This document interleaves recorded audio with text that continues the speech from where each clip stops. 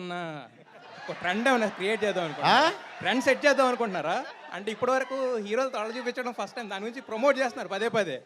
ఏంటి మొగోళ్ళు తొడలు చూడడానికి కూడా ఇంత ఉత్సాహం చూపిస్తున్నారు? కాదు సార్, మీరు చూపిస్తుంది మీరు కదా. ఆయన ఏమైందాక మీ గుండెల్లో పెట్టుకుంటా ఇద్దరు అమ్మాయిలు ఇక్కడ పెట్టుకుని విశ్వకి నీ గుండెల్లో పెట్టుకుంటాం ఏంటి? మీరు మొగోడు తొడలు చూస్తానంటే ఏంటి? ఏంటంత మంచి అదే సార్, మీరే కదా చెప్పింది తొడలు చూపించా అన్నాడు. ఆయన సెట్ చేద్దాం అనుకుంటున్నారా? మీరే అన్నాడు కదా విశ్వకి నీ గుండెల్లో పెట్టుకున్నాడు. ఇద్దరు అమ్మాయిలు ఇక్కడ పెట్టుకుని విశ్వకి నీ గుండెల్లో పెట్టుకుంటాం ఏంటి? సార్, నేను అడిగింది వేరేది సార్, అది అడిగింది ఆయన. నేను అడిగిన దానికి ఆన్సర్ చెప్పాలి మీరు.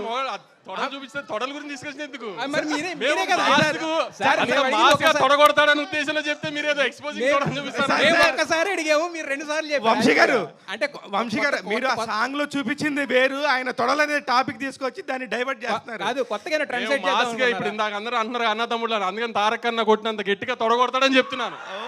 ఓకే.